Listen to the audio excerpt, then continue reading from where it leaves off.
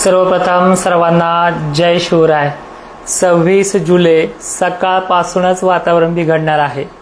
फवारणीचं नियोजन करत असताना पाणी जास्त काढून ठेवू नका, कारण की षटकाऱ्यांचा जो काही प्रभाव आहे जो तुम्हाला कालही व्हिडिओमध्ये सांगितलाय, हे 2 दिवस जास्त व्याप्ती नसल्यामुळे अनेक भाग थोडी संधी मिळू शकते, पण ही संधी जवळपास सर्वांना नाहीये।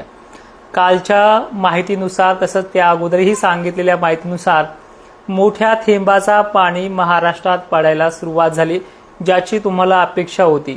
भलेही आज 25 जुलैला तो मोजक्याच ठिकाणी पडलाय, उद्या सुद्धा मोजक्या ठिकाणी तो पडू द्या, काहीही इश्यू नाहीये, पण कमीत कमी 5 ते 6 दिवसामध्ये अनेक शेतकऱ्यांच्या विहिरीचा पाण्याचा प्रश्न मिटवणारा कमीत कमी परसभर 1.5 परस का होईना हे पाणी येतंय। आजच एक मोठी गुड न्यूजमध्ये पाहायला मिळाली की नाशिक जिल्ह्याच्या 8ही धरणं 100% भरले। न्यूजमध्ये थोडं जास्त सांगितलं जाते, पण 80-90% तरी ते भरलेत आणि त्याचा प्रवाह जायकवाडी धरणामध्ये सोडल्यामुळे जायकवाडीचा आकडा गेलाय 44% आणि ठासून वारंवार सांगत होतो की ह्या वर्षी दुष्काळ नाहीये, थोडं तरसवतो पण तेवढाच तो बरसणार आहे। ह्या व्हिडिओचा तो टायटलच ठेवून टाका की जितकं तरसवलं तितकंच बरसवणार आहे। आणि आजच्या अंदाजाची सुरुवात सुद्धा आपण पंढरपूर पासून ते दक्षिण महाराष्ट्र लातूर जिल्ह्यापासून ते अनेक भागांमध्ये सविस्तर शेवटपर्यंत पहा। चला, भलेही 26 तारखेला राज्यव्यापी मान्सून नसला तरी मी तुम्हाला कालच्या व्हिडिओ सांगितल्याप्रमाणे तो परवाच्या दिवशी म्हणजे 27 आणि 28 ह्या 2च दिवसामध्ये तो पूर्ण जिल्हे कव्हर करणार आहे। उद्याच पंढरपूरमध्ये पावसाचं आगमन होतंय, जे काल तुम्हाला सांगितलं की वारी मागे फिरली की तिथला पाऊस आगमन करतोय। भलेही तो 1 दिवस मागे पुढे करू द्या, पण सुरुवात होणार आहे। पंढरपूर जिल्ह्याला पुढच्या 3 दिवसामध्ये जवळपास 28 ते 29 तारखेपर्यंत समाधानकारक पाऊस असणार आहे। त्यामध्ये धाराशिव, बीड जिल्हा, त्याचबरोबर लातूर जिल्ह्याच्या सर्व तालुक्यांचा समावेश आहे। आजही 25 जुलैला लातूरमध्ये अनेक ठिकाणी जोरदार षटकाऱ्यांचा पाऊस झालाय। तो सर्व ठिकाणी झाला नाहीये हे मला पण मान्य आहे। तुम्हाला मी सोमवार आणि मंगळवार दिलाय, तोपर्यंत सर्वच भाग होऊन जातील आणि चांगले देखील होतील, काळजी नसावी। तर तुमच्या भागामध्ये पंढरपूर, सोलापूर, बार्शी वगैरे जे काही पट्टे आहेत बीड जिल्ह्यासह या दक्षिण महाराष्ट्राचा विषय सांगतोय, या भागांना जवळपास पुढच्या 5 दिवसामध्ये तुमचा दुष्काळ नावाचा सगळा जो काही गोंधळ चाललेला तो निघून जाईल, काळजी नसावी। आता वळतोय मराठवाड्याकडे। जालन्यासह मराठवाड्याच्या सर्व जिल्ह्यांमध्ये, ज्यामध्ये हिंगोली असू द्या, परभणी असू द्या किंवा नांदेड पट्टा असू द्या, त्याचबरोबर बीड जिल्ह्याच्या सर्व भागामध्ये सर्वदूर जोरदार पावसाची हजेरी लागणार आहे। तो विरळ स्वरूपाचा नाही, तुरळक बारीक ठेंबाचा नाही, चक्क दर 10 मिनिटं जरी थांबला तर चांदण भरीपर्यंत मजल मारू शकतो।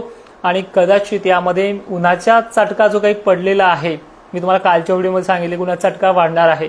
या उन्हाच्या चटक्यामुळे अनेक भागांमध्ये मेघगर्जनेसह मुसळधार पाऊस देखील आगमन करू शकतो। आता लक्षपूर्वक ऐका, एकंदरीत मराठवाड्याचे सर्व जिल्हे 27-28 पर्यंत समाधानकारक पाऊस होईल। मला 29 तारखेला विचारा की झाला की नाही म्हणून, ठीक आहे। आणि हा पाऊस चालणार आहे 2 ऑगस्ट पर्यंत, काळजी करू नका। त्यातली त्यात आता विदर्भाचं बघूयात। विदर्भाच्या सर्व भागांमध्ये सर्व जिल्ह्यांना, खानदेश विदर्भाला इथून पुढे पाऊस कधी उघडेल याचे वेध लागतील। ती तारीख असणार आहे 30 जुलै, पण यांना उद्यापासूनच पाऊस एक लागोपाठ जी कंडिशन आहे, उद्याचे दिवस भाग बदलत चालेल तो 26 जुलैला, पण तो पाऊस 27 पासून तर चक्क 30 जुलैपर्यंत आणि 2-3 तारखेपर्यंत ह्या शेतकऱ्यांना अक्षरशः कामे करू देणार नाहीये, अशी परिस्थिती परवापासून निर्माण होते। पण उद्या देखील इथे भाग बदलत मुसळधारेचा इशारा असणार आहे, ठीक आहे। आता बोलतोय धुळ्याकडे, धुळे, जळगाव, खानदेशकडे। खानदेशला आतापर्यंत जोपर्यंत पेरण्या होत नव्हत्या तोपर्यंत खानदेशच्या सर्व जिल्ह्यांना असं वाटायचं की आमच्याकडे भीषण दुष्काळ पडतो की काय। आताही तिथे काही जणांच्या डोक्यामध्ये तेच आहे, पण थोडं थांबा, खूप मोठा आणि चांगला काळ तुमच्यासाठी येत आहे आणि तो परमेश्वर भगवानच तुमच्यासाठी धावून येतोय.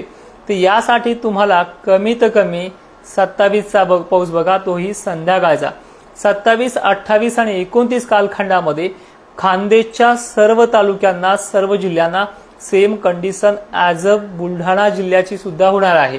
विदर्भ, खानदेश एका माळीतल्या मणीसारखाच झोडपून काढणार आहे आणि तो देखील आहे. आता पश्चिम महाराष्ट्र, अहिल्यानगर, छत्रपती संभाजीनगरचाही पश्चिमेकडील भाग, बीड जिल्ह्याचाही पश्चिमेकडील भाग, ज्यामध्ये नाशिक जिल्हा येतो, पण नाशिक जिल्ह्यामध्ये बऱ्याच ठिकाणी समाधानकारक झालंय. तर आता अहिल्यानगरचं काय? अहिल्यानगरला जवळपास उद्या सकाळपासूनच वातावरण गुंगारंग घालेल आणि या भागांमध्ये 2 दिवस थोडं धरसोड जरी करत असला तरी ह्या भागाचं चित्र जवळपास 28 जुलैच्या संध्याकाळपर्यंत पालटणार आहे. आणि एक विनंती वारंवार करेल, हा निसर्ग आहे. जरही तुमच्या भागांमध्ये 20 ते 50, 100 गावं जरी सुटले तर काळजी करू नका. 2 ऑगस्ट पर्यंत हे वातावरण आहे आणि याच वातावरणामध्ये मोठ्या थेंबाचं पाणी आहे. आणि एक महत्वाचं तुम्हाला सांगतो, पावसाचं गणित पाणी मोठ्या थेंबाचं का पडणार आहे? वातावरण तर तेच आहे, ढग सुद्धा तेच आहे. यामध्ये उन्हाची जी काही चमक आहे, उन्हाचा जो काही कडाका आहे, 5 मिनिटं असा पडतोय की अंगाची घाम येते, आतली बनेल सुद्धा वल्ली होते. त्यामुळे त्याचं डायरेक्शन ढगांवरती होते आणि ढगांमध्ये -डिग्री सेल्सिअस मध्ये तापमान जाते. त्यामुळे पाण्याच्या थेंबाची जाडी वाढते आणि ते बाष्पकण सुद्धा जाडसर होतात, ते 80 मायक्रॉन पार होतात. त्यामुळे मोठा पाण्याचा थेंब पडतोय. हे ह्या डिजिटल बोर्डावरती सांगून तुम्हाला उपयोग नाहीये, जे तोंडाने सांगतो आणि ते स्पष्ट सांगण्याचा प्रयत्न करतोय.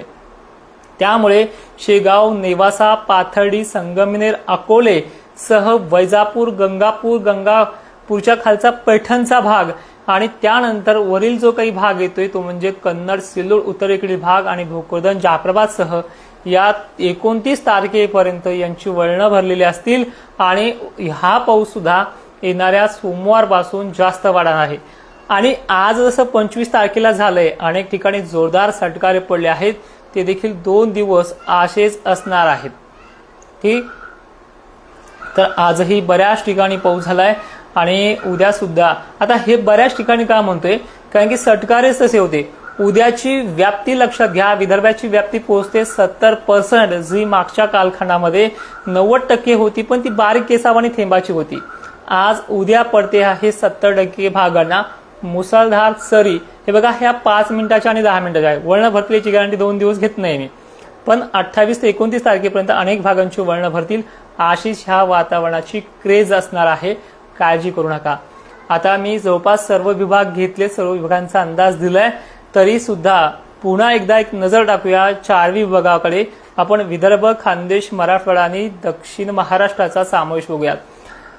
कोकण किनारपट्टी ते दमण पर्यंतचा इलाका जो आहे, अरबी समुद्रालगतचा भाग आहे, यांना जवळपास पुढचे 5 दिवस कोकणाला झोडपून काढणार आहे.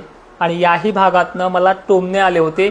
तो भाग कमेंट करतोय मला वारंवार व्हॉट्सअपवरती की हा उघडेल कधी?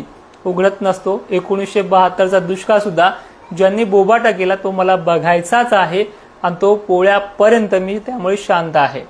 दुसरी महत्वाची गोष्ट अशी आहे की मराठवाड्याच्या जवळपास एकंदरीत सर्व जिल्ह्यांमध्ये ज्या ठिकाणी केसावानी बारीक थेंब तुटत होते, अशा भागातला थेंब सुद्धा मुसळधारेचा असेल. पहिले 2 दिवस तो 5 मिनिटाचा, 10 मिनिटाचा असेल, नंतर ढगांना थांबण्यासाठी व्याप्ती मिळते आणि याच ढगांमधनं तो पाऊस डेव्हलप होणार आहे. यामुळे मराठवाडा सर्व जिल्ह्यांमध्ये, विदर्भ सर्व जिल्ह्यांमध्ये पाऊस हा चांगलाच पडणार आहे. आता एक एक कमेंट बघूयात आपण सगळ्यांच्या. उमरग्याला जरा पाऊस वाढतोय तुमच्या भागामध्ये, 27 तारखेपर्यंत पासून वाढेल, 1 दिवस मागे पुढे होईल, म्हणजे 26ला म्हणजे उद्या पण चालू होईल. लातूर जिल्ह्यात खूप कमी पाऊस झालाय, अंगुळे सर म्हणतात. तर तुमच्याही भागात हा जोर चांगलाच वाढणार आहे. 2 दिवसामध्ये तुमचं चित्र कमेंट मला येऊ द्या. तुम्ही 28 तारखेला डायरेक्टली कमेंट करा. कडेगाव पासून सांगलीचं विचारता दादा. सांगलीला जो कर्नाटक मधले बनलेला एरिया आहे, थोडा कमी अधिक प्रमाणात पण चांगला पाऊस आहे. जर मी मराठवाड्याच्या बाबतीत, विदर्भाच्या बाबतीत आणि खानदेशच्या बाबतीत सर्वदूर मोठा पाऊस सांगतोय, तर या तुलनेमध्ये तुम्हाला थोडा कमी आहे. जे आहे ते स्पष्ट तोंडावर बोलणार, पण तुमच्या भागातलं चित्र देखील याच टायमिंगला चांगलं असणार आहे. पश्चिम महाराष्ट्राच्या आणि उत्तर महाराष्ट्राचं भानगड अशी आहे उद्याच्या दिवस. तिथे वारे आभाळ आले की सुटतात. पण आज मराठवाड्यामध्ये विदर्भामध्ये अशी कंडिशन आली की आभाळ आले की वारे सुटत नाही, उलट गरमी वाढते. त्यामुळे ढगांचा काळोखपणा आणि एकही ढग खाली न जाणारी कंडिशन महाराष्ट्रामध्ये आता डेव्हलप झालेली आहे. पुढच्या 4-5 दिवसात महाराष्ट्राचा पूर्ण कायापालट होईल आणि जवळपास एक परसभर वळण तरी भरतील. काही ना कमीत कमी 15 दिवस ओल टिकून राहील असा पावसाळा हा पुढच्या 4-5 दिवसाचा आहे. 2 ऑगस्ट पर्यंत सगळं चित्र बदलेल. पुन्हा कालही सांगितले, आजही सांगतोय, नाशिक धरण जवळपास 64% पार झाले, जे जायकवाडीचं आपण म्हणतोय. तर या जायकवाडी धरणाचा जो काही पाणी साठा आहे 6 ते 7 ऑगस्ट पर्यंत कमीत कमी 60 पार होऊन 65 वरती जाणार आहे आणि पोळ्यापर्यंत ही धरणं ओव्हरफ्लो होतील. त्यानंतर जे काही धरणं आहेत मराठवाड्यातले विदर्भातले हे परतीच्याच पावसावरती डिपेंड असतात, हे सुद्धा ओव्हरफ्लो होतीलच, पण त्याला कालावधी आहे 1 महिन्याचा. नाशिक जिल्ह्यातले 8ही धरणं चांगल्या क्षमतेने भरलेत, त्यामुळे तिथला दुष्काळ संपल्यात जमा आहे. आणि 1972ला असा पाऊस होता का हे देखील कमेंटमध्ये करा. धाराशिवला मोठा पाऊस झालाच नाही, आता थोडे दिवस राहिले, तुमचे 2 दिवसाचा प्रश्न आहे, तो नक्की पडेल. शिरूर कासारला उद्या सुद्धा पाऊस आहे सकाळपासून आणि दुपारून थोडा कमी होईल, ही अशी क्रेज आहे. काही काही भागामध्ये दुपारून वाढणार आहे, हे तालुक्यानुसार वेगळं गणित आहे. सगळे तालुके सांगत बसलो तो व्हिडिओ 1 तासाचा होईल. तर मित्रांनो, जय शिवराय, धन्यवाद. जे नवीन आले असतील त्यांनी सगळ्यांनी रिपीट व्हिडिओ पहा.